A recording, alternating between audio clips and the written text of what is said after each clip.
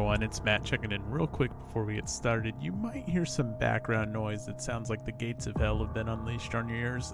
That's the Midwest delicacy known as cicadas, and since Rich has to turn off his AC when we record, otherwise you'd hear the whir, I think he opened his window. So I did what I could to try to scrub the chittering of the cicadas, but you'll probably hear some in the background. Anyways, enjoy the episode. We'll see you soon at HistoriKC Fest. All right, have a good one. Hello, I'm Matt Peterson. And I'm Rich Troomphe. And this is episode 50. 50! On the table. 50 episodes in the bag. Well, almost. Almost. We're weaving the bag for episode 50, I guess. I feel like we should be doing more, but I just feel like it's been a summer for both of us. I can't believe it's like 50 episodes, and we have a great game to talk about. Yeah. But it's funny. I mean, we talked about it last month, how this is our big 50th episode, and honestly, I kind of forgot that until tonight. I was like, oh yeah, it's number 50. Yeah, I've had HistoriKC Fest on the brain. Not gonna lie, that's been the top priority in terms of what the last few weeks have had in store. Yep. Otherwise, maybe 51 can be the real, true episode 50. Well, that makes sense. We got plenty to talk about next month, so. Oh yeah, we can do 50 episodes of Rich as well, and maybe we can have like a super cut of all your best lines or something like that once you hit the 50th anniversary mark. There we go. So Rich, how you been, buddy? I've been good. It was an interesting month for me. I did not, I thought it was going to be a lot more gaming than it was. It didn't turn out to be that much gaming. Just some solo stuff. I haven't been able to go to a St. Louis area Wargamers Day, the Historical Gaming Society. I haven't been to one in several months, and I'm going to miss the next two as well. So I'm kind of feeling detached from the community, but I'm really looking forward to KC because I haven't had much of a chance to play face-to-face with anyone. So I'm really looking forward to that. Yeah, well, I'm in the same boat as you as far as anticipation, and I even sheeted out something. I don't know what you say anymore, but that's what I'm going to go with. Something about like that's going to be my first face-to-face in gosh, it's got to be since May. I mean, I guess I've played Euro games and card games and stuff, but as far as historical gaming, it's been like since May since I've done anything like that. And it's funny you mentioned like the detached from community. It's so weird that we get this feeling like if I don't get on shitter for like 3 weeks, and it feels like I don't know who these people are and I don't know what they're talking about, and like so much happens, but then it's also like refreshing. I'm so unplugged from any major gaming news. I haven't really seen much of the Gen Con stuff. I've seen a little bit of Magic news. I haven't paid attention to any Gen Con stuff, like other than, I always read the GMT email when it comes out every month, but other than that, nothing. Yeah, it's kind of weird. It's been a breath of fresh air, but at the same time, it also feels like, gosh, am I doing something wrong? But obviously, it's 100% fine and normal. But I don't know. It's a weird feeling. It's an uncomfortable feeling. But you know what's comfortable, Rich? What is? These slippers by our sponsor. No, a fresh new war game showing up on your doorstep, and I've got one. Well, I don't, so tell me about yours.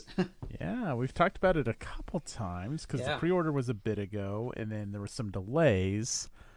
I've got Troomphe on Marengo here from Bo and Simmons. Nice. Yeah, pretty sweet. So I have one of Bowen's games.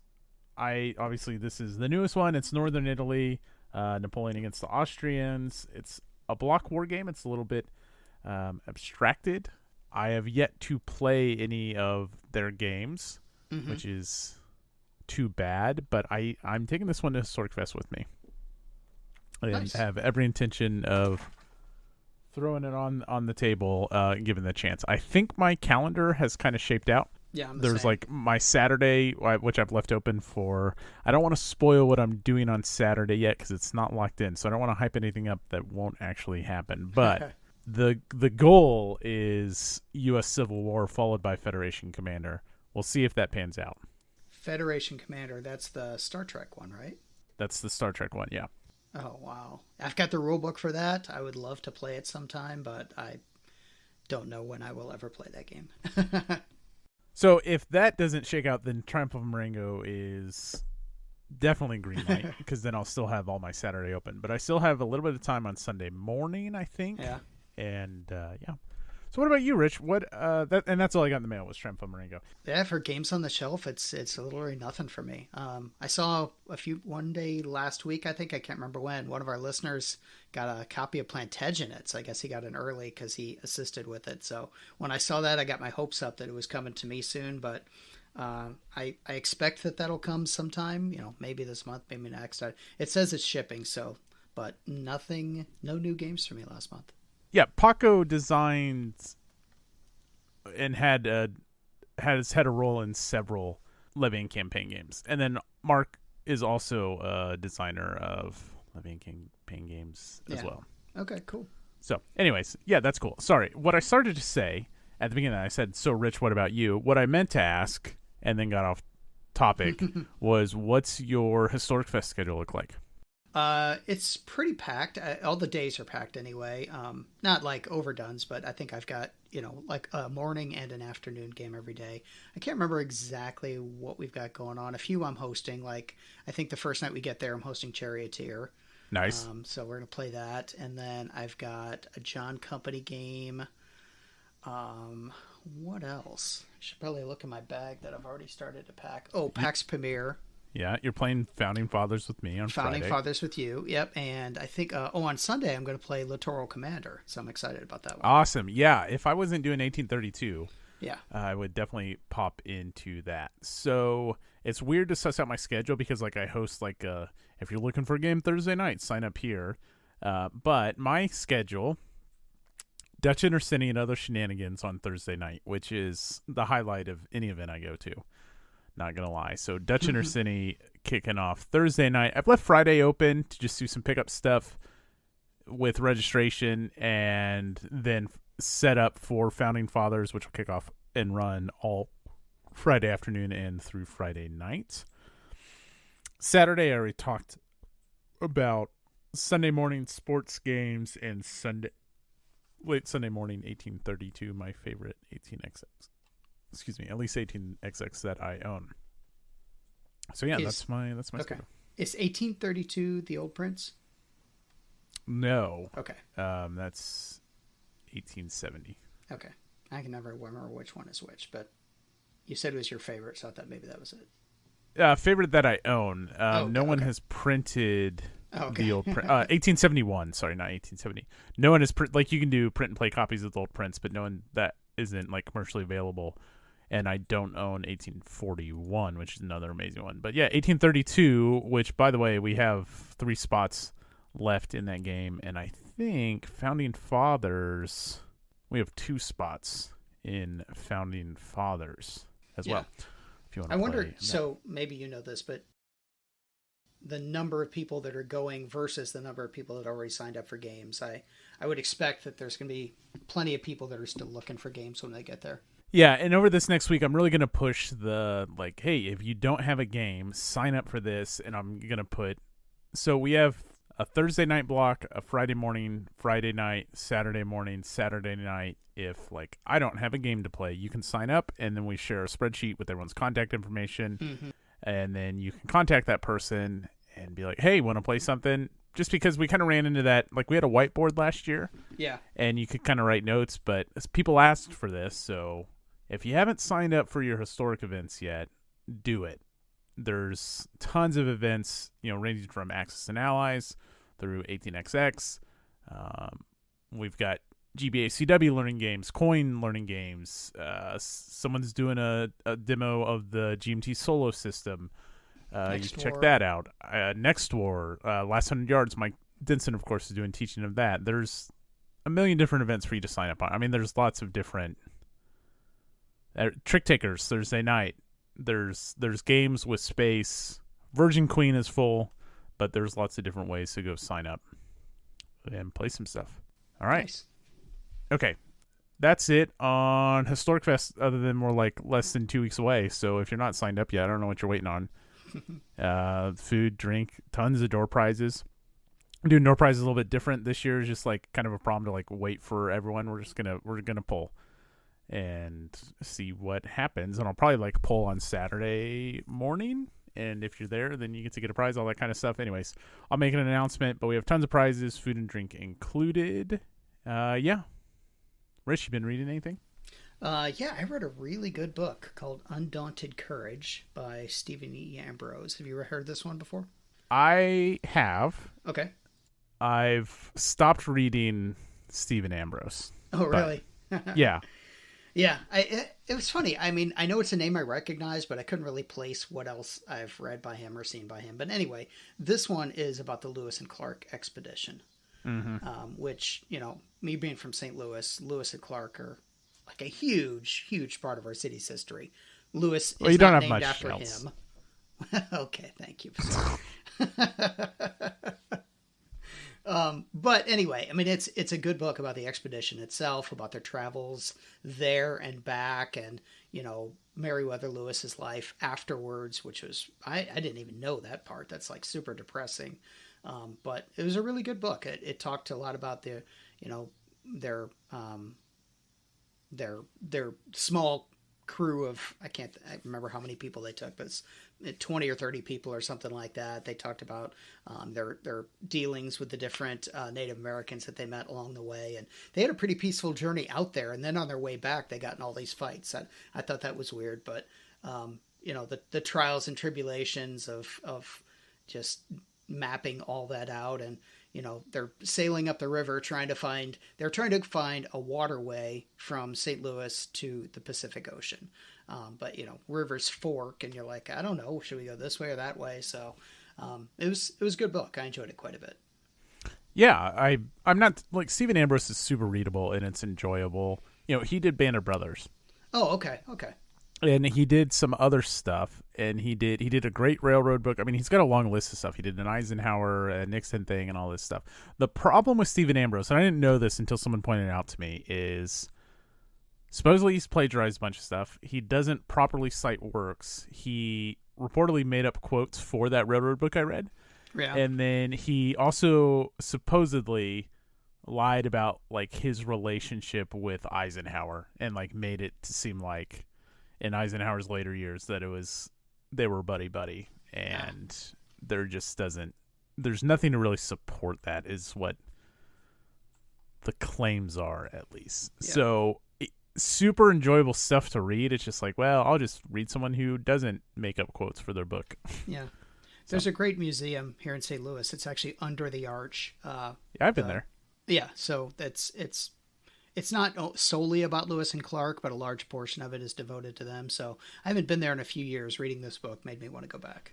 Yeah, worth mentioning that the museum is about Lewis and Clark, like you said, not about Stephen Ambrose. That would be more confusing. Yeah, that would be very confusing. Yeah.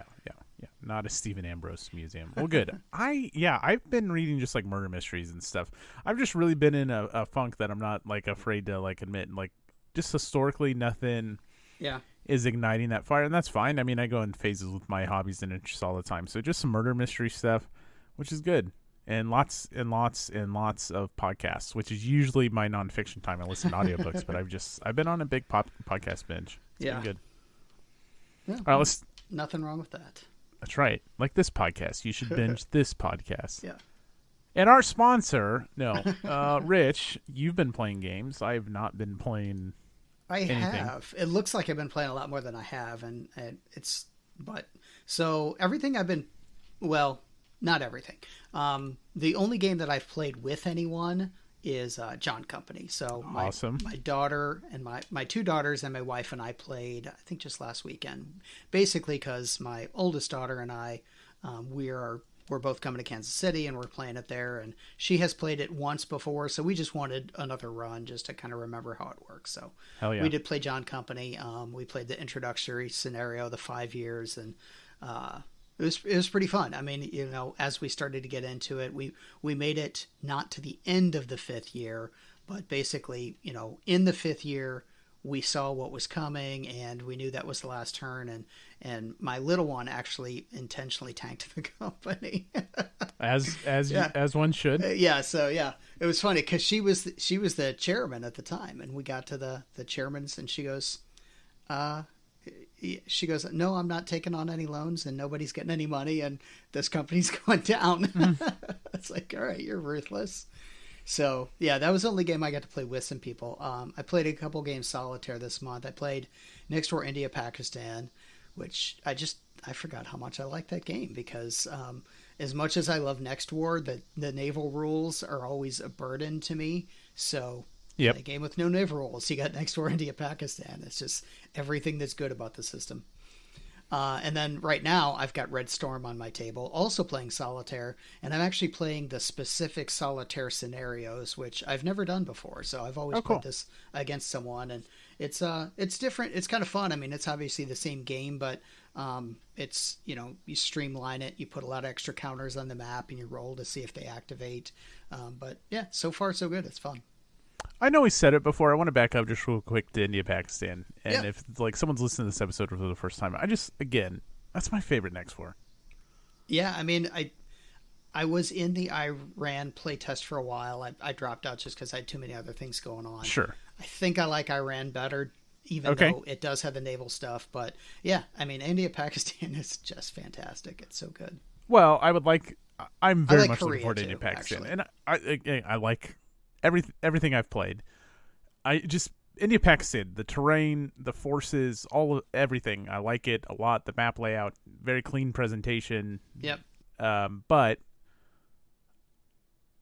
Iran looks fantastic. I'm very excited for that. We've also talked about that. But if someone's just coming along for the first time and they're like, whoa, there's all these titles, and they all seem to, they each do a different thing. And I know India, Pakistan might be the hardest one to get right now just because it's between print runs. But man, can't recommend that one enough. The go-to for your first Next War game. Yeah, but then I think it also still warrants keeping around. Like some of the beginner OCS stuff, Reluctant Enemies and stuff. I really like Reluctant Enemies, but I can understand wanting to move on that game after a while. Whereas Next War India Pakistan will always be in my collection. Yeah. So just because we don't have a lot to talk about this episode, Rich, we're already in August. I don't know if you knew that or not. Yeah, it feels like August here. We're running about a week behind on our recording, but we are in August, which means in 4 months we're doing our end of the year episode. I just have a prediction. You don't have to spoil it, but I am just predicting right now that John Company was on my list last year. You had not played it yet. I bet that John Company is in your top list. I bet. Oh yeah, it's going to be one of my favorite games I played this year. And probably the only, things can change, but probably the only game I've played this year that I enjoyed more than John Company is the Rome game we played. Oh yes, that was amazing. And Founding Fathers could give you a run for the money, but I think Rise of the Roman Republic is way too good. I don't think anyone will reach that. Yeah,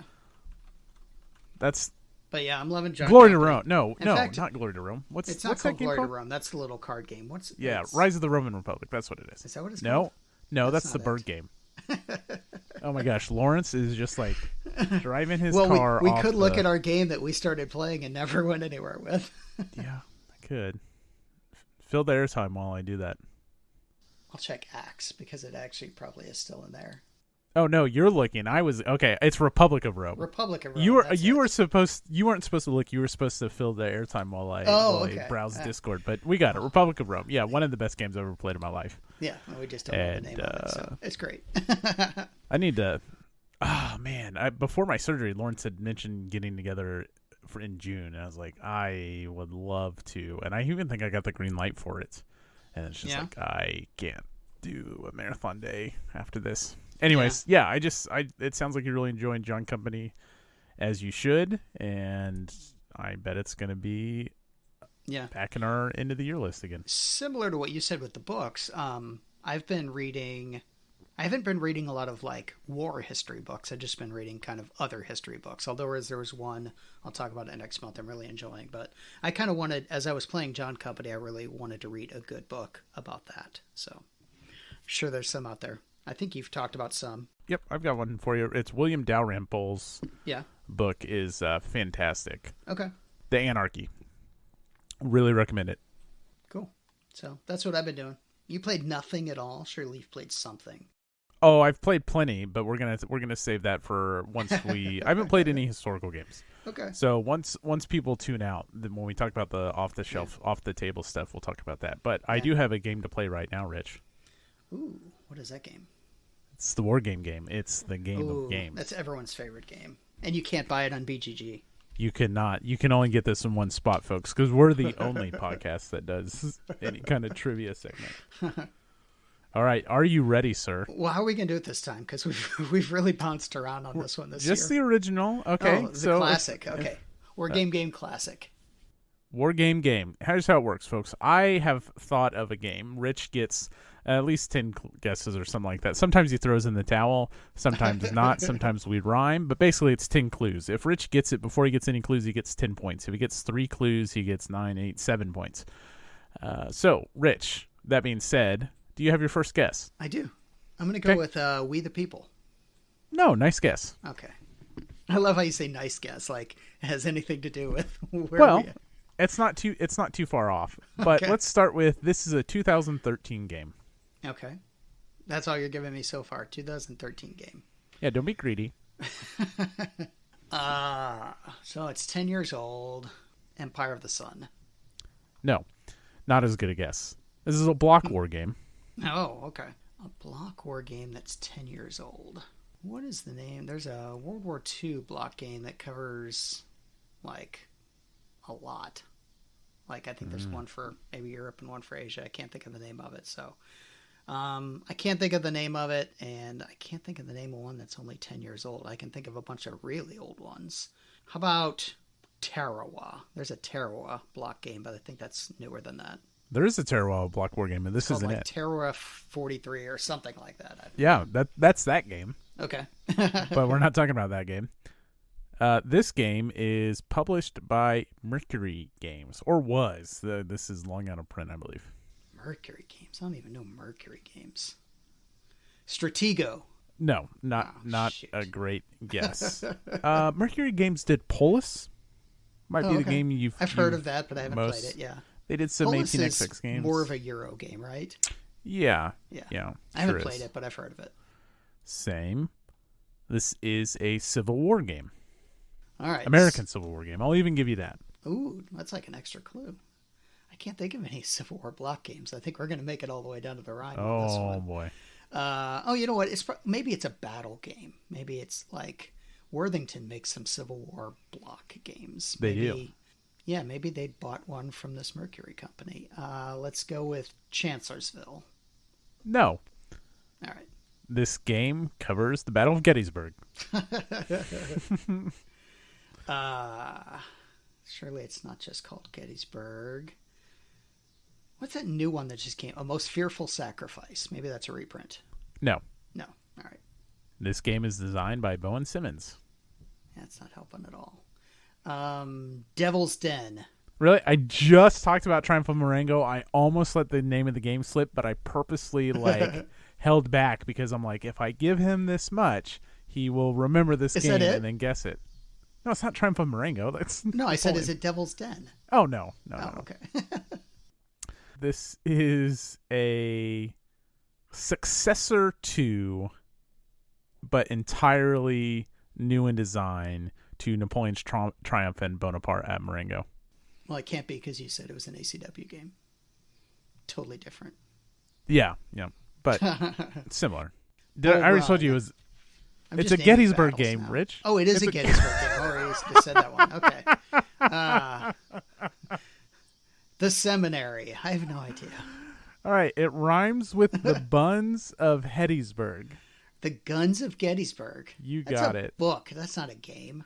It's also a game. And that's when we were talking to HistoriKC Fest stuff. I'm also going to bring Guns of Gettysburg with me because I've always wanted to play that as well. I got to look this up now because I think you're making stuff up. Yeah, Rich, it's like it was a really popular game when it came out. It came out after Napoleon's Triumph, which is, like wildly,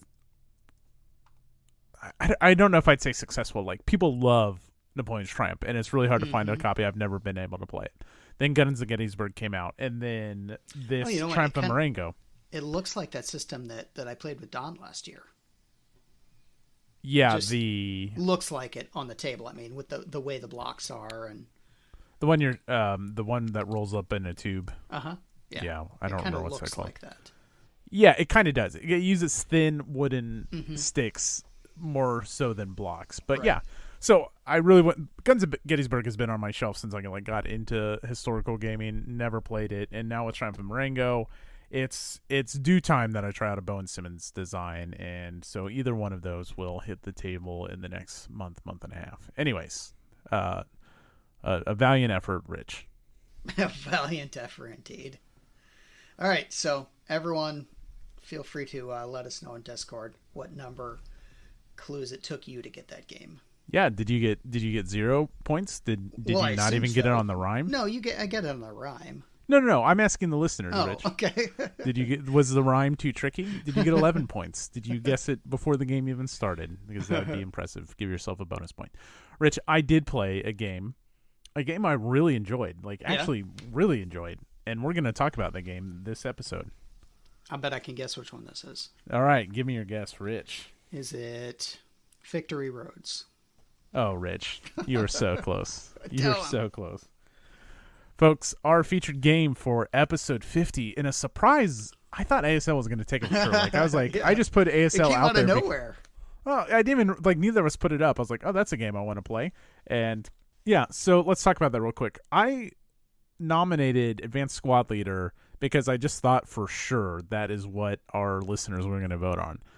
And what a way to do episode 50. But no, we were proven wrong. And Liberty Roads, a 2009 design by Yves Lequelec and Nicolas Redent.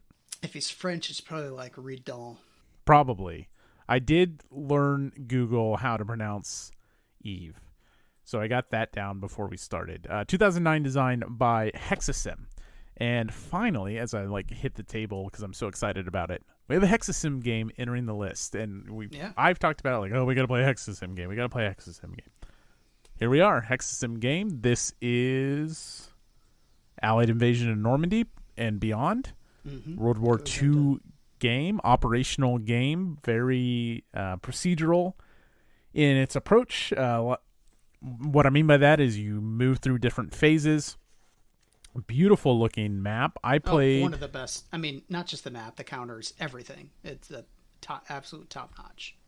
I do agree that the counters look amazing. They're just small. I wish they were the bigger size up. I don't know what this is, 3/8 inch or whatever. Yeah. I did think it was just a little bit fiddly, but yeah, the counter art is super impressive. And it's operational. You're covering the whole Allied invasion up to the Rhine and all that stuff. There's 3 scenarios included. It's a 1.5 mapper with a side, or not a side, but an introductory scenario for Cobra.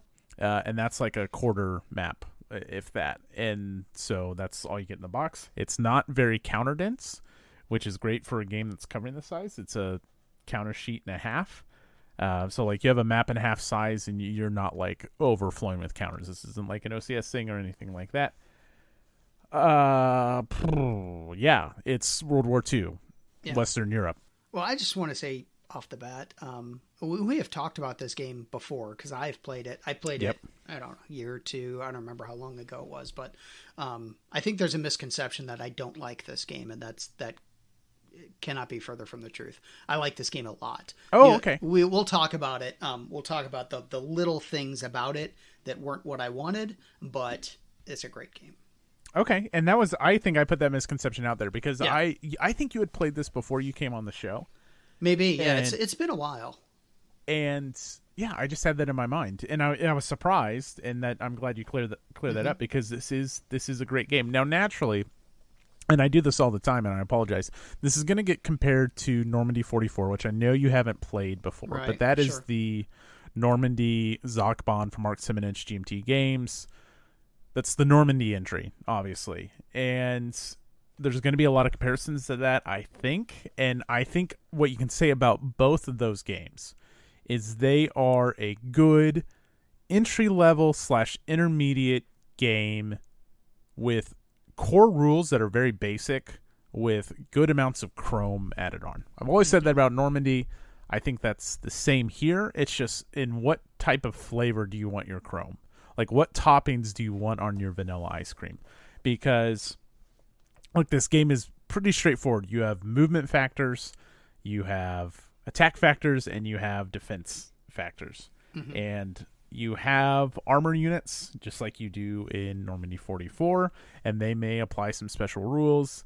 And combat is you tally up, you get the odds. We'll get more into it, but I like the slight twist on combat resolution here. And movement is a little bit different as well, just with how you kind of string things together. But I don't want to dive too far into the details until, I mean, obviously I'm excited about it, and you just said you like the game a lot. But is there any like big picture stuff that you want to get out of the way before we dive in? Yeah. Other than, like I said already, visually it's just great. I mean, it looks amazing on the table. Yes. One of the things I like about this game, and I was joking, it's actually got a sister game called Victory Roads that I've never played that one. But I think that is that Eastern Front. Is that what Victory Roads is? I think so. And this one is obviously France.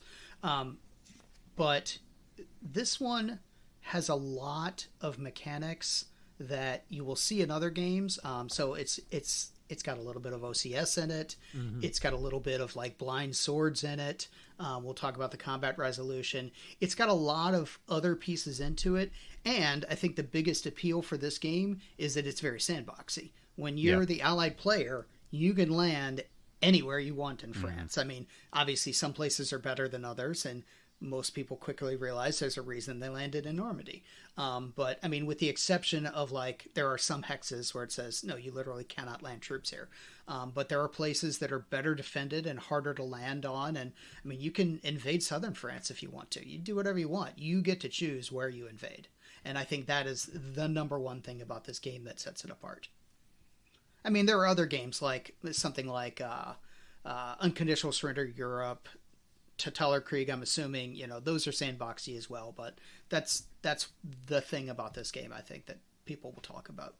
Yeah, but it's sandboxy at the operational level. Yeah.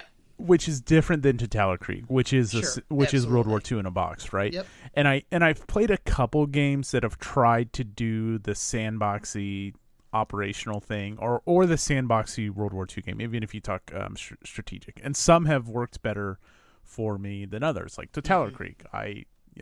It's in the middle of our list, and we're talking Axis Empires, Krieg.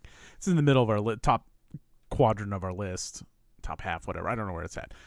Still a great game. This, doing it at the operational scale and just giving you the flexibility of going back to this game and trying an invasion on any of these beaches is really just something cool. Yeah. Like what I enjoyed doing since I played this solo. Did Cobra, great at teaching so Cobra is like the short, you're just doing the historical stuff and you're just doing the beach stuff, and it's very, very short. And then there's two other scenarios. It's a smaller map and it's only half the rulebook or something. Yeah. But even the full rulebook's only like 16 pages or something. It's not that big. There's basic rules which cover your movement, your combat, and the most kind of complex, for lack of a better term, basic rule is the Führer's approval, which is basically the Germans have to be attacking or they stop losing reinforcements, or they start losing reinforcements, and so you have to retake key points. Anyways, what I was starting to get to is you can set up and do the campaign or whatever, and like I played around with different landing points just to see like what it would look like. How successful is it going to go? I didn't play out like the whole thing after that because then it's pretty long to play it out. But it was cool to just like re-rack, do it again. All right, let's try invading here. Let's try going over here. The fact that this game offers that what if and how they handled it, which I think is a good time to dive into, it's really cool because it's not necessarily, you can have kind of the same. If you imagine Saving Private Ryan, like the beach scene, in my mind, how I kind of equate it is like that beach scene can play out wherever you choose to invade. Because what happens is each beach has an intrinsic defense value. Right. Maybe it's 3, 2, 4, 5, 1, whatever. that's going to provide the German players a certain amount of support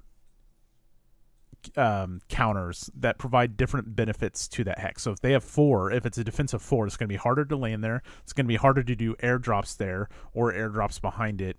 And they're going to get more support counters that apply different effects. Yep. So the Germans are actually going to be pulling chits based on the defense value of the beach. So if it's a 5, it's still not guaranteed, what they're going to pull and everything, but they're going to have more benefits on a stronger health beach. Yeah, and so if you do a 5, if you're crazy enough to do a 5, the German player just gets to pick. Yeah. Otherwise, it's random, so they get 4 random pulls, and that applies different results. And so it's not, that part in France, there's no way the Germans would have had any meaningful resistance there. I don't know, if that's your argument. What this game does is it makes it so you can pick any spot and have it play out a little bit differently, and have it play out like if there was some kind of German resistance there or something like that. It's handled really well. Yeah, absolutely. Yeah, and the allied player gets certain support chits too. Yep. That they get to pick some. There's some that they can't pick, like carpet bombing. You have to get randomly. But yeah. So that go ahead.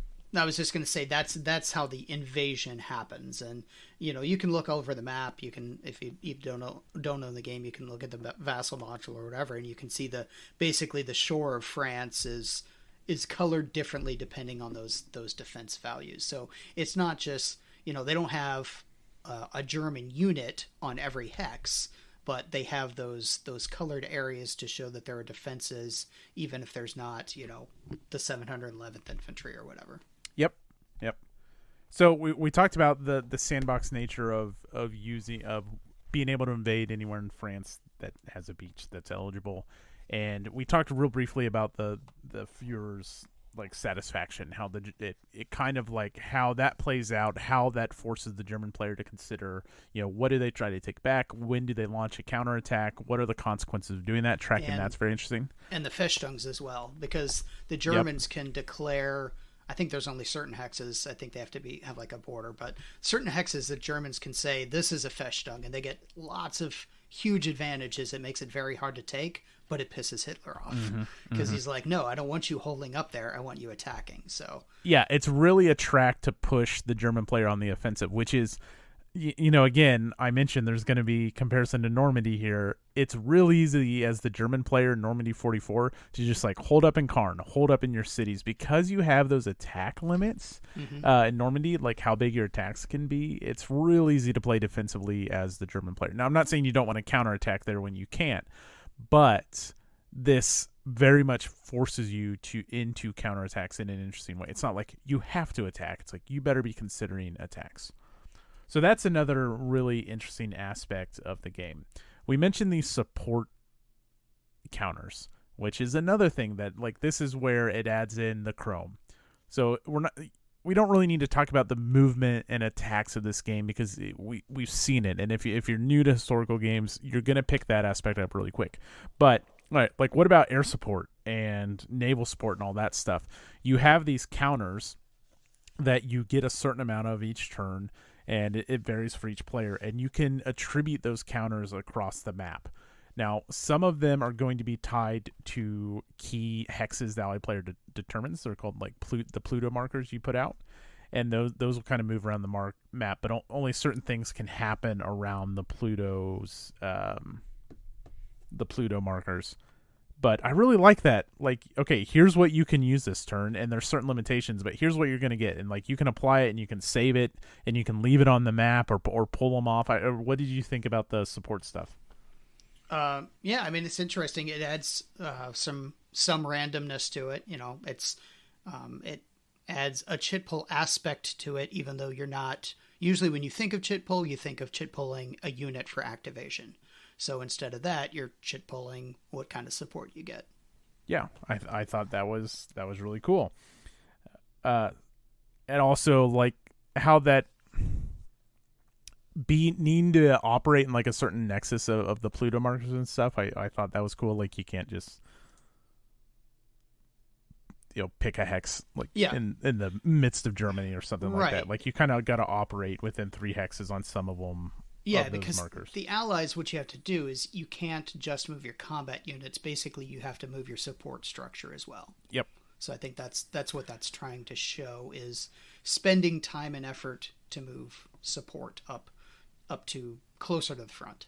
Yeah, and you will forego support counters as allied players to move that up. Mm-hmm. And then also with moving the support up, you have to move the supply up. And this was another kind of difference in Normandy 44 that I really like. So Normandy 44, for supply, you basically have to count back to a road and go back without crossing a Zoc or an enemy. So as long as you can get to the road, you're going to get your units in supply. Yeah. Here, you have to chain through HQ units. So HQs will have a range that their units can kind of operate and move in and out of. And to be in supply, the actual units need to be in that command radius of the HQ, and then the HQ has they need to get back to a road and go back to their supply sources. And if you chain those HQs together properly enough, that is what enables like strategic movement. You can go as far as you want, as long as you move inside HQ radiuses. And so I like the supply and command structure of this game and how you need to move and think about where you're parking your HQs. I assume that what do you think of that? Yeah, I mean it's the same thing. It's it forces you to plan your support structure as well. And at the beginning, when you're just invading the beaches, it obviously doesn't make that big a deal because you're just trying to get the beaches cleared and trying to get stuff pushed up. But there's a balancing act between both players. And it's been a while since I played this one opposed, so I was playing both players myself when I was playing it recently. But there's a balancing act where the allied player is trying to get off the beach, is trying to push his front, but also trying to push his support. The German player is trying to decide how much ground to give and how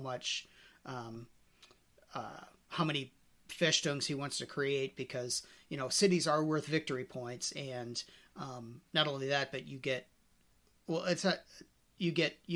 points for liberating like French areas, and then you get the French to fight for you as well. So it's another way for the Allies to get more support, not support shits, but actual units on the map, but. They have to do something for France first for the French to start fighting for them. So it's interesting.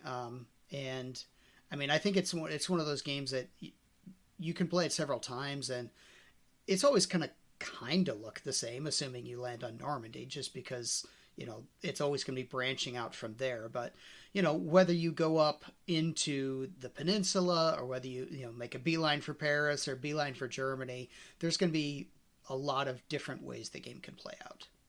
Yeah, I agree. I mean, my kind of approach was play Cobra, play some of the campaign, and then I played around a lot with just the different invasions, because I think that is really what the game is trying, of all the things it's trying to do, I think presenting that, okay, the allied player can do whatever they want, seems to at least be important. And so there's not everything we talked about except the flexibility with the landing zones is all the basic rules. Movement, combat, basic supply. Okay. The advanced rules add in airdrops and the landings. And I think that's it. Well, the only other thing I would say, I mean, we have stressed that the allied player can do whatever they want, but the German player has a lot of decisions to make too. Yeah. Because they have to, if they haven't ticked Hitler off too bad, they can announce withdrawal from France. Right. And if you play far enough into it, you don't get into like a full invasion of Germany, but as you're leaving France and getting to the borders of Germany, it's different decisions will depend on how the game is going to go from there. So, but again, it's important for the German player to at least maintain, for Hitler's sake, the sense of an attack. Yeah, absolutely. The creation of the free French units, that's an advanced rule, but yeah, there's some stuff like repairing ports and stuff like that. But overall, this is not an overly complex game. When I opened this up, I was like, oh wow, this is not near as much as and the withdrawal from France. That's all advanced stuff too. But this is not a very complex game at all. Like the core mechanics of this game are very straightforward. The use of support chips, and then combat. Let's talk about that real quick because I really like this combat system. Right. So sure. it's odds ratio based. Like if I have 35 attack and you have 5 defense, it's 7-1. Or if I'm 35 and you're 7, then it's 5-1, right? You have some modifiers. Obviously, you have terrain modifiers. You can use elite units. You can also use armor. The armor basically allows for exploit movement. But it's going to increase your losses on your armor units. And so there's 3. So you find your odds. Well, let's say we're on 3-1. You have one column of the 3-1 is just losses. Okay, you roll your 2d6, you get your losses. Attacker takes 1, defender takes 2. Then you have then you move over a column, and that's the attacker result. And then you move over another column, and that's the defender result. So not only do you have losses, but then you have specific consequences for the attacker and defender, which makes sense. But then it's color coded. Okay, and so if you use an elite units, you can then shift your result. So if you're the attacker and you get an E2, which is you can exploit with 2 units, you can potentially shift that to exploit to 3 units, or exploit with, if you're just exploit with 1, up to E3 if you're in the same kind of color bracket. So there's a little bit of like player agency in determining your consequences, at least as it applies to your units, which it's not overly complex. It's just a slight twist, and I love combat resolution systems that aren't overly obtuse, but add in just a little bit something that's a little bit different, much like Blind Swords. Yeah, and that's what I was hinting at before. It's not the same as the Blind Swords, but it's similar in that they break it up into like losses and a tactical result, so both can 2 separate results for the same attack. All right, I don't know if there's any like specific rules that I can think of that are worth mentioning. I think just like as I played this game, those rule differences I pointed out from Normandy 44 are all things I just super enjoyed. I like the kind of daisy chaining. I like the support counters. They're fine. That's also very Blind Swords, right? Mm-hmm. That's fine. But just the combat resolution and the sandbox, yeah, overall, I really like this. And it felt like a good operational Normandy game, which is, what you want to feel like. You want something that's going to play out differently. Normandy 44, I love that game, but man, a lot of the games do kind of boil down to the same kind of choke points. And so just having a game you can revisit and still capture the essence of what I think imagine a game on Normandy would want to cover. I mean, I think it excels at it, and it's a really great game. Yeah, I think probably my best quick description of the game, it feels like it hits above its weight. Yes. It's the rulebook's not that big. There's not that many counters, but it has a lot of complexity in a good way. Chrome may be the best way to say it. Yeah. I'm not sure, but it's not overly difficult to comprehend. It's just got little things in it that add to it. Yeah, that's a really great way to sum it up. It punches above its weight. That's fantastic. Is there anything specifically that you want to mention or point out about the game that we didn't cover yet? The only thing I wanted to cover is sort of that misconception I talked about earlier. So when I said that this game wasn't what I wanted, and I think I even talked about it earlier this year when I played GTS, the actual invasion, it's going to be a chit on a chit, and then you go through, is it like 2 or 3 combat rounds? I can't remember. Well, no, you go until it's vacant. You just keep going. Right. That's right. Yeah, you do keep going, but usually it's 2 or 3. I think is right. About average. Yeah. So yes, it's fine because that's what the scale of the game is. But then when I played The Greatest Day, I was like, cool. Now I feel like I'm doing an invasion. And it just had a total different feel for it. And that specific thing is what I was looking for. That's not what this game is. And when I said it wasn't what I wanted, that's what I meant. But it's just not what this game is. And this game is great for what it is. You mean this game is not, and we've talked about this with Normandy, this game is not a D-Day game. Yeah, exactly. Yeah, this game is more of a, Liberation of France game. Yeah. Yeah. I think that's well said. I think from how you describe GTS, and as a reminder to folks, Normandy is just you roll a die and you see the results. And Salerno's the same way. Yep. Even on your airdrops, you roll, see what happens, roll, see what happens, see what happens. You just go down the list, and then you're done with it. Here, when you get to the advanced game, it's like one step beyond that. You are just rolling to see if your invasion happens, but you're predetermining your airdrop hexes, and you're rolling on those to see what the results are. So it's like one or two steps above Normandy 44. It's not a D-Day game. It's not an airdrop game, but it does have a little bit more meat to the invasion aspect. I would say a significant amount of the meat, because everything is scripted for you in Normandy 44. You do this to start the game. Same thing with Salerno. You did this to start the game, and then you just check the results and see what happened. Yep. Go ahead. I would be interested to see how this one compares to Cross-Channel Attack when that one comes out.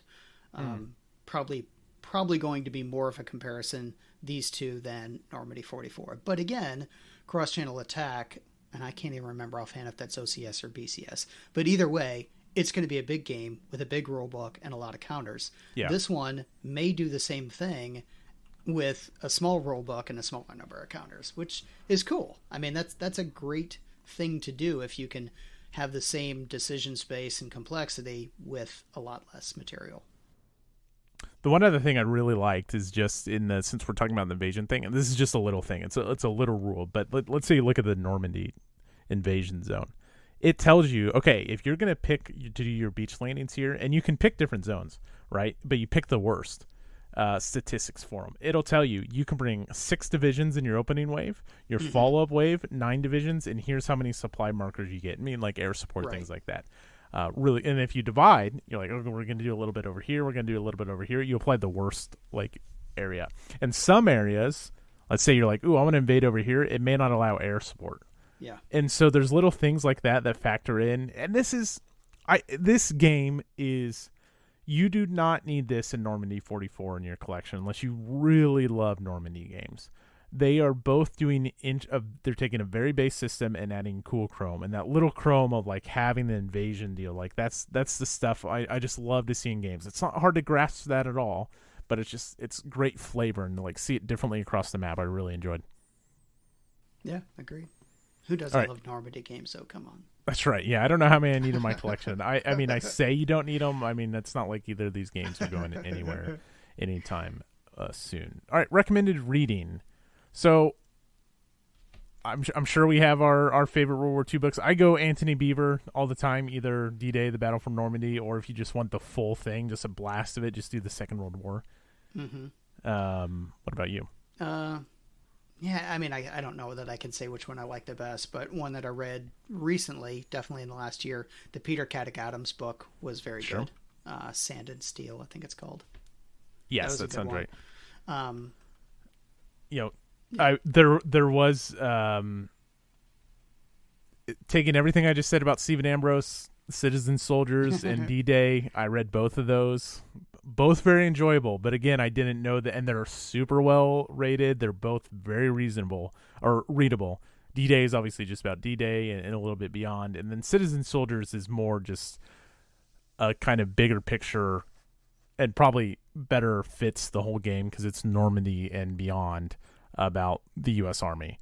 Mm-hmm. So if you go read those, I recommend them. Just know that Stephen Ambrose definitely has his problems as an author, and not just I don't agree with what that guy says. It's like, no, this guy has it's kind of a little bit of a liar. So take that with a grain of salt. I did enjoy them. I did rate them very highly. So yeah.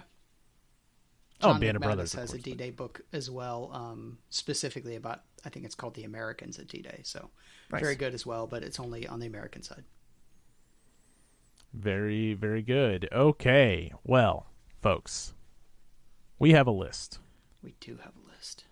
a list of every single war game ever made, ranked from best to worst. Right now, it's ranging from 1 to 70, with the U.S. Civil War, the best game ever made, ranking at the top with a Zeppelin Raider. Womp, womp, womp. Sitting at number 70, about to be 71. All right, Rich, I think Are you my sure floor... about that? Maybe this one will be 71. No, because I have a floor. Okay. I think you know what my floor is. And this pushes you higher than where you want to go, but my floor is Normandy 44. Yeah, that makes sense. I figured. I don't know how much higher I get above that. All right.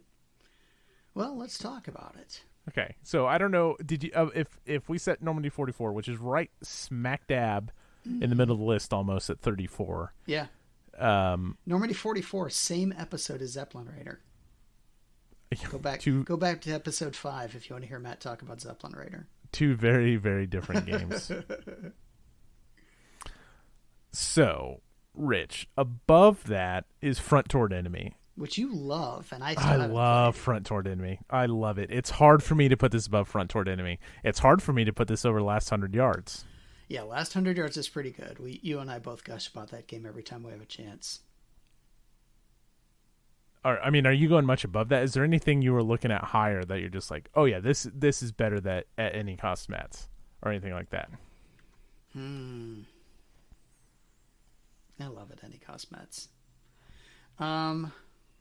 Look at Battle Hymn at number 23. You want to talk about punching above your weight? That needs to come down a little bit. You know what? If they ever release Battle Hymn 2, you and I will like Battle Hymn 1 more. It's just, it keeps falling because we're angry at them. Yeah, probably. You know what? This is a very Battle Hymn game. It's better than Battle Hymn. Battle Hymn has to be... Patrick, please make a memo at this time. Battle Hymn has to come down at the end of the year. I'll replay it, but it's a very Battle Hymn game. It's not an OCS grinder, right? It's not this super heavy things, but it does interesting things with the topic. It's not None But Heroes. Why can't I think it's not Line of Battle. It's not Great Battles of the American Civil War, and that's not what Battle Hymn is. It's a very fun game that does some interesting things with the topics. That's what Battle Hymn does. This is better than Battle Hymn, but it's not better than Front Towards Enemy, which is impossible. Yeah, no. Well, I mean, I also don't think it's better than sometimes Axis the Empire. statue that we've formed has 3 arms. Yeah, that's just the way it works out. Right. Yeah, and again, this is an objective list, and so maybe that's why the fallacies. We forgot a little bit where Rich and I are we're Ghost together, and we make clay sculptures and just stick our hands out because this list is just mud, and we just shape it, and really it's objective. So, Rich, I don't think this is better than Sekigahara. What do you think about that? Because you just played Sekigahara. So. Yeah, okay. Yeah. So yeah, I think that's the funny thing is I think if you look at 34, then this becomes the new 34. If you look at 23, then this becomes the new 23. Can we? The issue is 23. Can I propose something? Can we call a meeting? Okay. Patrick, take notes, Patrick. We're on episode 50. I know we have a rule that we only edit the list once per year, but this is episode 50, Rich. Yeah, every 50 episodes we get to edit the list. Boom. Every 50 episodes we can edit the list or at the end of the year. I love it. All in favor say aye. Aye. Okay. So all right. Motion passes. I propose we move Battle Hymn down to below Men of Iron Tripack. See, I was about to say the exact same thing. Well, we're in agreement. What are we doing? Yeah. Let's just do it. Who can challenge us? Battle Hymn. So, Compass Games, if you're out there, I know you're big listeners. I know you. We annoy you, but you annoy us too. If you release Battle Hymn Volume 2, maybe we'll reappreciate your game. It's not going above Men of Iron Tripack, I'll tell you that. No matter... Look, Battle Hymn was one of the games that inspired the podcast, right? Yeah. I love Battle Hymn. It's a bucket of dice. Men of Iron Tripack slaps, and it slaps Battle Hymn across the face and says, "I'm a better game." Good. And I have 30 scenarios in this giant ass box. Yeah. You have 2. And you have 2 maps, and the short scenarios suck. You should just play the campaign games. All right. Okay. So I think we feel a lot better about putting this game at the new 33. Okay. So you're good with not going above Last 100 Yards. Yeah, I think last 100 yards is still better. Okay, and then since you haven't played Front Toward Enemy, whoops, I just knocked my can over. I have not played Front Toward Enemy. I haven't played Normandy 44 either, but knowing that system, I've got no problem putting this above it. Yeah. And look, if you're listening to this and you're like, oh, I have Normandy 44, did I make a mistake? Or, I'm debating which one. They really like the Zokbon stuff. Which one do I get? You're talking Wargamers, Matt. They're going to get both. They probably. But if you're really just going to get one, if the proposition of playing around with different invasion appeals to you, then I would, and a little bit more robust concept of supply, support, and command, I would go Liberty Roads. If you like the Zokbon system, maybe you're familiar with that, or you're interested in the Zokbon system and kind of like chaining together your units to set up different battlefield positions, then I would go Normandy 44. If I had to choose one today, knowing what I know about both systems, I would pick Liberty Roads, just because Normandy 44 is not my preferred Zokbon, and I also know that just below it is Salerno 43, which offers a miniature, not as good version of Normandy 44. So, like, if I had to get rid of one, I would get rid of Normandy 44 just because I can get that itch scratched somewhere else. And Liberty Roads, I don't have anything else quite like it. So, if you're wondering, I would say Liberty Roads, but you wouldn't be doing wrong by either choice. Yeah, totally fair. Sweet. Wow. All awesome. Right. I like that. So that's like a good spot. List. 71. How many more to go, Rich? Well, we got a choice. We can either do 71 more games, or we can stop if we have both played every game that either of us own. Oh, that's going to be a long one. So we're going to get some knocked off next month. So, well, about that. So, do you want to feature a game next month, or do you want to take a patron topic or a listener topic or something like that? The only reason I say that is I just know for the next 2 weeks is Historic Fest and prepping Historic Fest games. So, Founding Fathers. Yeah. And we're not playing anything together at Historic Fest other than Founding Fathers. Well, I mean, I think we can make Founding Fathers our featured game. We're both playing it together. It deserves to go on the list, so... It's got a solo mode. I would like to spend more than... I mean, we're going to spend like 10 hours with it. I would like to spend like more than like one go at it before we discuss it. But maybe we should fiat it, and we'll use our fiat for the year. And we'll say, let's do Founding Fathers unless we like wrap up on Friday. And we're like, oh no, we need to spend more time with this. So let's evaluate like how we feel about it. Let's say Founding Fathers for August. And then if for whatever reason we don't want to do Founding Fathers, we can do like I had a great listener suggestion of doing like our preferred introduction games, and then like what's the step beyond that. We've talked about it, but we've never done like a dedicated episode. I think that could be interesting, and we can also I'll throw it out there to the patrons. They can pick the topics if we're like, well, we can't talk about Founding Fathers, but I think we will, because we've played Republic of Rome, very similar games. So sure. Okay, so let's do that. That's our plan for August. So then we're going to talk about September then? Go ahead and give people time to think about it? Yeah, because here's what I just know is going to happen. I want to know what September is by the end of Historic Fest, if you're cool with that, or at least have an idea of it, just because... No, makes total sense. I want to go hit the ground running into it. So do you have a nomination for September? Yeah, I'm gonna throw On to Richmond 2 on there, because it's on my table, and... it's going to be great, and I want to play it. Okay. I am going to throw 2 up there, and they're going to be separate entries, so I'm cheating a little bit. But I'm going to throw up both Troomphe and Marengo. I don't know if a vassal module exists, with the caveat being that if a vassal module doesn't exist so you can play, then I'm also throwing up Guns of Gettysburg. If Troomphe and Marengo wins and there is no vassal module, that is a vote and nomination for Guns of Gettysburg. Or Guns of Gettysburg can just win outright on its own. But I think we need to play these games. Just with everything I've heard about the system and the designs and everything, I want to play them. So I'm throwing them both up there. Now, if you want a say in what we talk about in August or the games we feature in September, you can go to patreon.com/historytable. You can join and support our show, help us do the thing, and pay the podcasting bills, all of that stuff. And you get to vote every month-ish. We put up some games. It'll be more than the 3 we just nominated. There'll be a whole list. That's how something like Liberty Roads gets nominated. And if you become a Patreon, you can do the patron mail, which we have a patron question now. Are you ready? I'm ready. Okay. I like this question. Yeah, I thought it was a good one, too. This question came from First Contact Gamer. Given the plethora of great games being released recently and the unfortunate limits of time, what recent newer game are you most disappointed you did not or will not have time to get to? Mine's easy. It's Border Reavers. Oh, yeah? There's just... Yeah, I mean, I want to play that so bad, but multiplayer game with, like, the summer I'm having, Border Reavers is like my top want to play, want to experience. Just don't have the time in the play group, the 6 people to sit down and do it. Yeah, that's fair.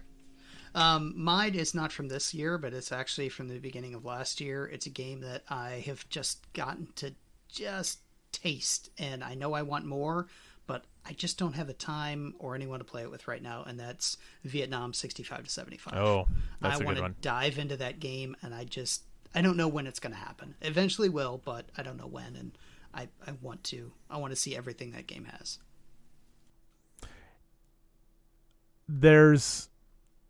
I think that's a wonderful choice. That's probably my number 2.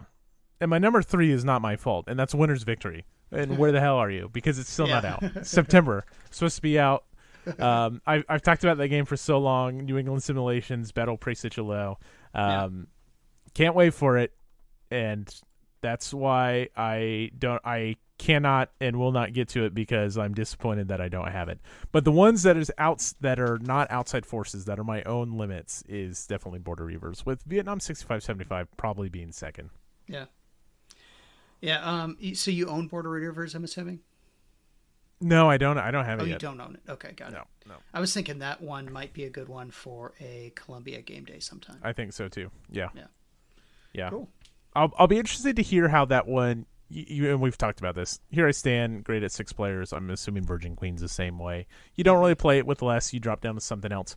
I wonder if Border Reavers is the same, because if you look at BGG, they say 4 or 6 is the best way to play. But is that true? Because I really wouldn't want to play Here I Stand without the full 6. Right. So maybe if Border Reavers plays 4, then Lake Viking. VikingCon, VikingCon. That's a good one too. If it plays 4. If it requires 6, then sorry, gotta go. Yeah. All right, folks, this is the point in the show where we wrap up the talk about historical games, and we talk all about the other stuff that keeps us distracted and keeps us from all the other things. aka everything else we've been doing. So if you're done with the historical stuff, you can go and tune out now. If you don't care about Magic the Gathering, then go ahead and turn the podcast off, because we're about to talk about it. Rich, I've got a new format I got to talk about. Premodern. Okay. I don't know what that is. Okay, so in 2003, Wizards of the Coast changed the border styles of Magic the Gathering cards into the modern border. There is a format of Magic that is probably the most popular outside of Commander. Like Commander, hands down, is the most popular version of Commander of Magic right now. The most popular competitive format is Modern. So most things, except for things explicitly released for Commander, printed from 2004 onward, are all legal in Modern. So how old is Magic? Is it 30 years old? It's 30 years old. So it came out in 93. So 10 years you're talking about would be pre-modern. The first 10 except years. It goes pre-modern is explicitly 95 and 2003. So it cuts out the first 3 sets. Okay. Which has a bunch of like the Power 9 and a bunch of really hard to find things. So this is basically everything from 4th edition through Scourge, which maybe that means something to you, maybe it doesn't. That was at one point standard legal. So standard is a rotating format that covers the most recent sets in Magic. For a while, it's been 2 years. They're changing it to 3 years for whatever reason. It's so stupid that they're going to a 3-year rotation. Anyways, it's the most recent set. So as long as these sets were recent or standard in 95 to 2003, they're legal. Tons of fun. One, dirt cheap for the most part. There is some like crazy expensive stuff from 95 it's like hard to track down. So like a dirt cheap format to get into, and it's just like it's a 60 card format with 15 card sideboard, just playing old cards. And it's pretty awesome. Like you find something and it allows you to cheat into something, and like the big awesome thing you're cheating into without paying its mana cost is like a 7 mana trample lifelink with no other abilities. Yeah. And it's like, because I know you play a lot of Arena, right? And a 7 mana in today's Magic the Gathering is going to have a paragraph of text. Right. Yeah. It's 7 mana cards are basically like, if someone plays one and you can't immediately deal with it, the game's over. Yes. You're exactly right. You nailed it. It's got to be the game ender. A 7 mana in Premodern, yeah, it's probably going to be a game ender, but it's also just like a 7/7 with trample. Yeah. It's like, yeah, it's going to kill you. Okay, you have a 3-turn clock because I'm going to hit you for 7, 7, and 7. Right.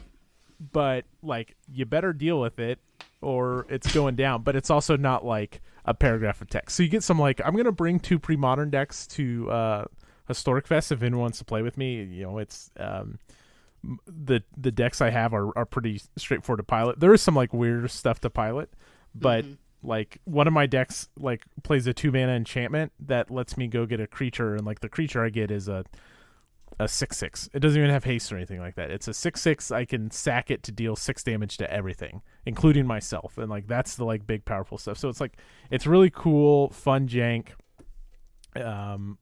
It's just like a really cool. My earliest memories of Magic are from this time period, and so I didn't play a ton, but my brother did, and sometimes I'd be able to play with him. And so like I see things like a Harvest Storm, and that art just like brings back so much nostalgia for me that it's like, yes, Harvest Worm. Wow, that card's bad, but damn, do I remember this worm? Hell yeah, and I'm gonna find a deck to play Harvest Worm and stuff like that. So just had a lot of fun with.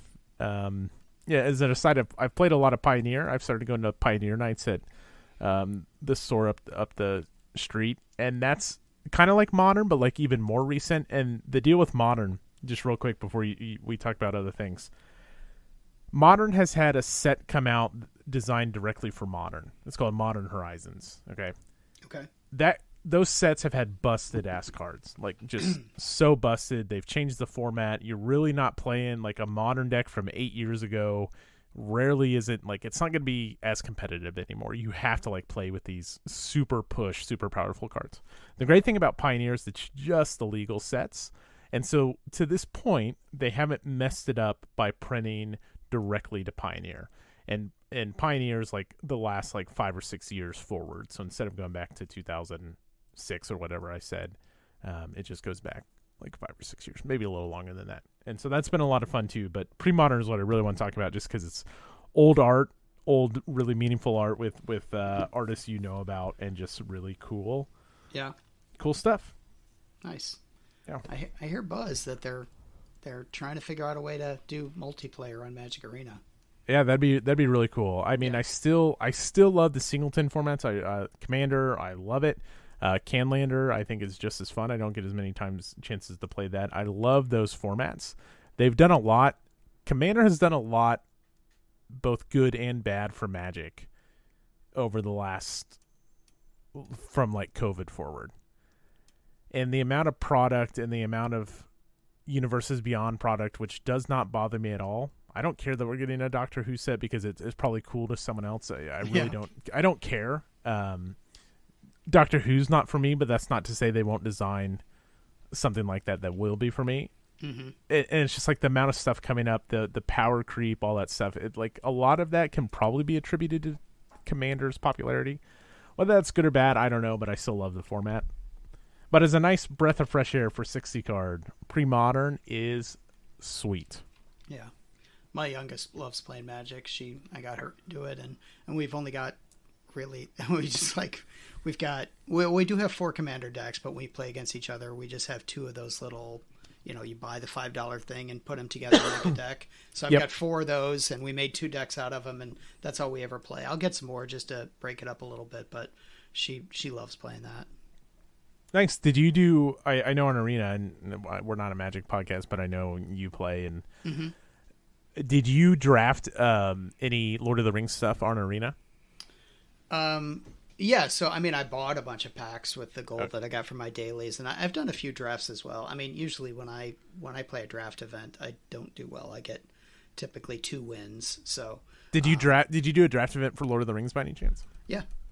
Okay, so I don't know about you, but and I'm not great at draft. I lucked into drafting Red Black, which just happened to be really strong. I like nothing from the Lord of the Rings set excited me all that much. But man, I had a blast drafting Lord of the Rings. Like as a sealed, just contained deal, I thought it was a really fun environment to like play cards in. Yeah. I mean, it's interesting. It took me a couple games to even figure out how the whole ring tempts you thing works. But yeah, once you figure that out, I mean, that's obviously the defining mechanic of the set. So, I mean, I hear people talking online about Orcish Bowmasters. I don't think I've ever even drafted one of those. So I don't know what they do, but yeah. Yeah, and there's that. So what's interesting about Lord of the Rings is Commander, right? And it's legal in Legacy, and it's also legal in Modern. And so the Pro Tour, it's Pro Tour now. Pro Tour Modern was the weekend before last. It was Game 4 of the finals of the Modern Pro Tour for Lord of the Rings was one of the best games of Magic I've ever played. If you're at all interested in Modern or Magic, like go watch Game 4 of the finals. Game 5 was just kind of a letdown after Game 4, but holy shit, what a game of Magic. Anyways, the whole talk around this Modern event was the One Ring and Orcish Bowmasters. And how, like, I think the One Ring was in 68% of decks at the Pro Tour. Yeah. And Orcish Bowmasters was in like 53 or something like whatever the numbers were, and I could be off. It was just like usually when a card is that ubiquitous, it's probably going to get a ban. We have bans coming tomorrow. I have no idea if it'll be banned or not. I don't play Modern. I don't really care about Modern other than the Pro Tour. But it'll be interesting if Orcish Bowmasters and One Ring get bans because people are talking about it, but they also just like those are your One Ring cash cows. There's not a lot of things that you can get out of a One Ring Lord of the Rings pack as valuable as those two. Like the set is a ton of fun, but the value in like if you go to the store and you buy a pack of Lord of the Rings, you're probably not going to get your money's worth. Yeah. Anyways, so they're going to ban like, you know, how much money do you think they're paying the Tolkien estate to print One Ring cards through? They have Christmas packs coming out too, like Christmas gift bundles. So you know they're paying. Like it's not you're done. You're still paying for this, and so you're not going to ban the chase card out of the set. Is my assumption, even though most people are calling for it, just with how common it is in modern decks. I don't know. Yeah, you see, Post Malone just bought the number 1 card for $2 million. The one of one ring. Yeah. He arguably has the rarest card of Magic, which is Chris Rush, the artist for Black Lotus, signed artist print of Black Lotus, but the artist, and I'm just double checking the name on it. I think he passed away. And so like his Black Lotus signed by Chris Rush is probably way more valuable than the One Ring. I don't know. I mean, he bought that for less than $2 million, but so maybe the One Ring is more valuable. I have no idea. But I think my copy of Brave Little Belgium is worth about $2 million. You think so? Could be. I think so. Could be. All right. Sorry to geek out on you. It's just like I find it like doing the Pioneer thing. That's been a lot of fun, and then the Premodern. Like it's just like I've been dying to like geek out about it. So thank you for humoring me while I geek out real quick. All right. I see you had a note here that so the Old Prince has been on 18XX, but new to 18XX. Okay. I saw you guys talking about it, and I'm clueless on this, so that's what I was wondering about. Yeah, 1841. Okay. Which is hell of a, and it's pre-alpha, so I'm assuming we're going to get some issues with this. Yeah, sure. I played this in person once, and it just blew my mind. So what's special about this one? Okay, so it's Northern Italy, which whatever, that's fine. It's the shenanigans you can get up to in splitting corporations. Okay. And you can do that in some others, right? Sorry, not splitting, merging corporations, and I'm misspoken. I'm misremembering the game. It's merging corporations and having corporations own other corporations. Okay. So you can have like a chain of companies. You can have company A own company B own company C. And it's really sweet. It's been a year since I've played this in person. Yeah. So I don't remember everything I loved about it, but the fact that I get a chance to dive back into this, especially once all the kinks get... I don't play a game in alpha, but I'm so excited for this one that... yeah. It's fine as long as they don't upgrade it in the middle of the game, right? Like if you it depends. Even if they upgrade it, if there's like sometimes your game will still work. It's just like you'll probably hit a bug and then like your game won't be able to be recovered. Especially I haven't seen anything in pre-alpha before, so it'd probably be rough. But yeah, having companies own other companies is super interesting, and then you have mergers, and the companies you launch do different things. Like it's just the terrain is different, where like different parts of the map aren't viable until later stages of the game. There's a lot going on that I'm not remembering. I just know that my one experience of this game was like nothing else. Well, I'll let you take that one. And some of these 18xx games I'm just no good at. So I enjoy them, but I limit my plays on them because, usually I'm just fighting for last place. You got to find one and then just like make that one your baby. Yeah. Well, good. Anything else you want to talk about besides trains and my soapbox about Magic cards? Nope. I keep saying it. I'm really excited to go to Kansas City. So speaking of trains, I'm taking the train. That's awesome. Yeah. So I'm actually looking forward to that. It'll be better than driving across the state. Yeah, I think that's pretty sweet. I think you need to rope up like Bruce or Chris. Yeah, I don't think either Bruce or Chris is coming this year. Well, round them up and say, hop on a train with me, because then you can... Yeah. You got 4 hours plus you stops or whatever. Right. Like you'd be able to knock out a Brave Little Belgium game or something. I don't know. You name it. Absolutely. Play a bunch of... It's got Wi-Fi, so I'll get something going on Vassal. There you go. But if you what's Todd doing? Say, hey, Todd, hop on the train with me. Come to Kansas City. We'll play games on the train. Yeah. I guess you're just taking the train to Columbia? No, I'm taking it all the way to Kansas City. And okay. Then my daughter, who lives in Columbia, she's going to... That way she doesn't have to come to St. Louis, drive us there to KC, then come back to St. Louis, then go to Columbia. All she has to do is go to KC and back to Columbia. Nice. Awesome. All right. Well, sweet, buddy. Enjoyed it. Yeah, me too. That's going to do it for us. Folks, the thing we push now is just if you want to interact with us, just go join our Discord. It's been a busy summer with surgery and all that stuff. I haven't been on it a ton, but it's still the best place to interact with us. There's a link down in the show notes. Just click that and you'll invite it to the server. Or if you just want to shoot me an email, I can send you the invite. Or there's a Facebook page out there. You can ask there too. Whatever. We'll get you on the Discord if you want to get there. Stop by, introduce yourself, do the thing. Play some games, talk about some games. Yeah, talk about some other stuff besides games. All of the above. Big 12, the Big 16, Big 12. It's all that's game. The buzz right now.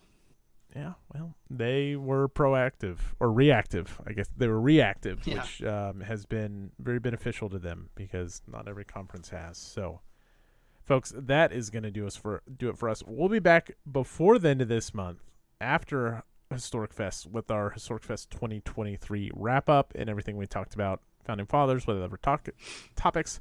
And then a little bit later on, not as soon as you hear this message, but sometime later this week, a poll will go up for September's game on patreon.com/historytable. That's going to do it for us, folks. Yeah. Good night, everyone. I'll see you in Kansas City. Good night.